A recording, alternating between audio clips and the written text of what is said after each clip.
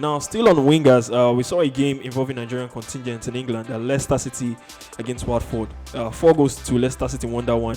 But the second was horrible. The Nigerians involved in that game was a disaster. They all have one thing to do in that game. For Wilfred Ndidi, we'll come to Ekong. For Wilfred Ndidi, he considered the penalty. He fouled Emmanuel Dennis. Maybe he made a meal out of it, but there was clearly contact. That was a foul, and it was a penalty. For Emmanuel Dennis, he's been all fire in this season. 5 goals, 5 assists. I mean, he became the 6th Premier League player with 5 goals and 5 assists in 12 or fewer games for Watford. I mean, Oli Mosala has more goals and assists than Emmanuel Dennis this season. So he scored a goal, he got an assist in that fixture. Ademola Lookman, since he came to Leicester, hasn't been kicking and firing. I mean, he was a step up from Fulham to Leicester. Yeah. So you might want to cut him some slack. And he's one player who we are looking as well for the Super Eagles, getting to play for the Super Eagles. We are getting a row on the show. He said he will be included in his 40-man squad. So he got a goal in that fixture. In the snow, it was a winter in England. We saw the snow and everything. For Ekong, we saw his error. I don't know what happened, whether it was miscommunication, whether he heard voices, from somewhere. He tried to duck a ball, and it was a costly error for Watford. He considered the first goal in that game. Now, Ekong, has this been coming? Is this something you've noticed for a while now? These errors, and is it time to? I'm looking at the Super Eagles perspective now. Is it time to break that Oyibo wall combination and try someone else? Well, I've never been a fan of the Oyibo wall. I think that the two of them are too soft. I don't like two soft centre backs. It's never led to a trophy. It's never been successful. And it's been a while. We have a hard man at the back, at the heart of our defense. Sometimes the opposition needs to be afraid of your centre back.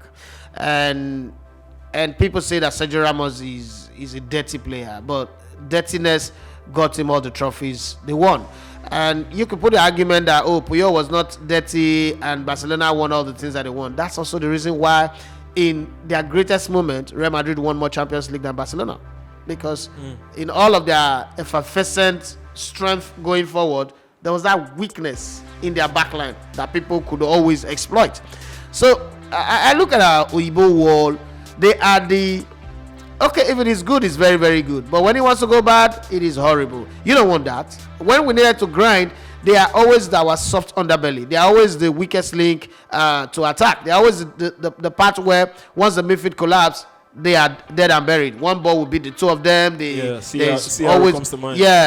always a problem with the way they defend, the way they move. They look good, they look big, they look like a team, a pair that should last, but it's never been that solid. So I will be very happy to see Trustekong dropped. I like him as a person, but it's not about personality, it's about defending. You've got to defend, and I don't think it's good defending. And it's getting carried away with too much. Yes, okay, that whole idea, and we all get there. I'm there too, where people say you cannot do something and then you do it, and then you fail to set more heights for yourself. You fail to improve because there's something that people saw that make them say that you're not good enough to play top flight football. Now that you're playing top flight, you've got to prove it to them by performing. And I think that if I'm the coach if I'm Claudio Ranieri, that's going to be the last game for Trust. It was actually the previous games, the last 2 games, he was dropped. Yeah.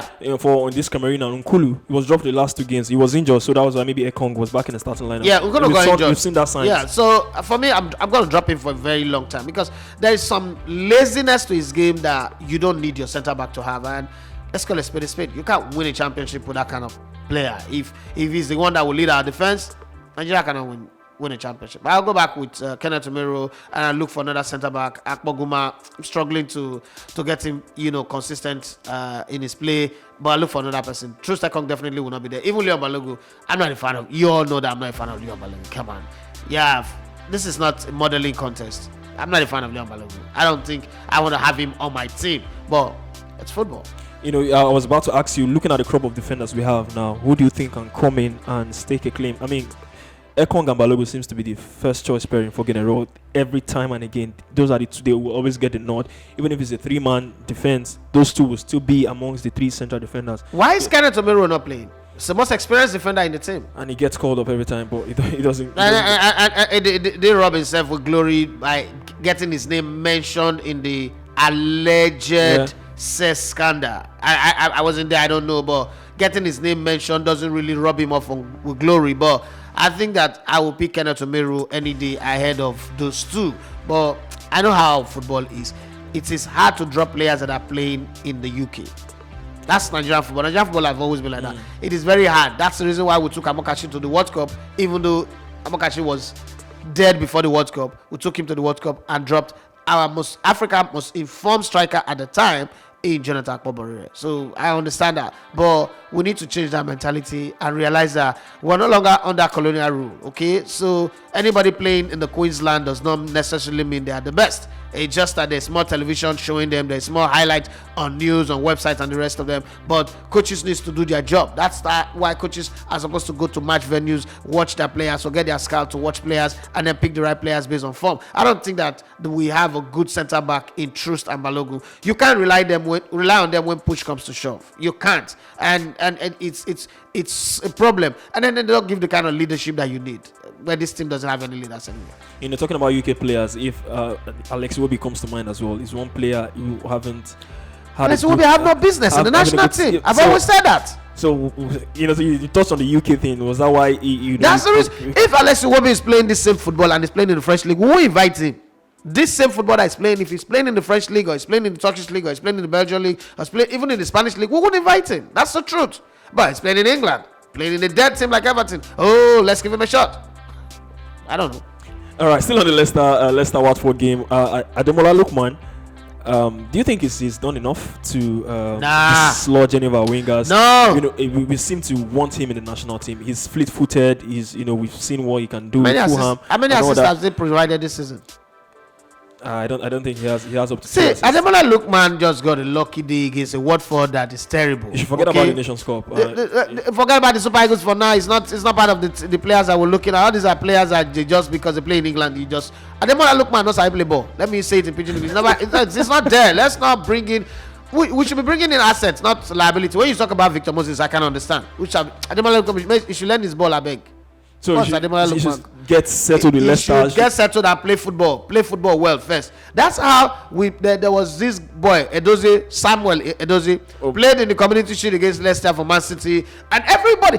You know what pissed me off about that was the fact that top journalists, veterans, people who I look up to, like, okay, I respect this person, I respect that person, this person's opinion is powerful. Oh, gonna draw, invite him. He's not played a single game since. And for Pep Guardiola, who allows small boys to play, who allows wingers, he was there. They went and bought Grealish. He's not played a single game since. He played the useless friendly match, and everybody's saying invite him to the Super Eagles. After that, what has he done? Ademola Lookman should put some consistency to his game. It's not there yet, I beg. All right, his potential is there actually. He's got the potential, but like I said, I don't think for me. I have potential too. Now everybody has potential. For me, he hasn't done enough. At some point, I was like, "What's up with Ademola Lookman and Leicester City?" Not like he's not getting the chances. 80% of games he's been used by Brendan Rodgers, even in the Europa League as well. But it's not just putting that consistent. I'm not a fan of Michael Olise, but Michael Olise is 1,000,000% better. If you say, okay, force one person into the team, I'll bring in Michael Olise. Even though I still think he's a smoke, it's a kid. He can't deal with the Nigerian football pressure. He can't deal with all the disorganization that we have. He's playing well at Crystal Palace because everything is well structured. He can't deal with all of that. Now talk about Ademola Lookman. Yes, I know he's a Lagos Island boy. People want to have him here. His grandfather is in Lagos Island somewhere around behind campus mini stadium. But hey, that's all it is. He's still a British boy. He should chill. Take some chill pay, man. All right, still on that game, Kelechi Iheanacho, just to mention, was an unused sub in that game, so he didn't get to feature. I think he's the only Nigerian who didn't get to feature in that game as well. And as usual, Peter Etebo, who is still injured. But good to see images of Etebo back in the gym, training and all that. So we hope to see him soon, play in the colours of Watford. You are listening to Elegbete TV Radio.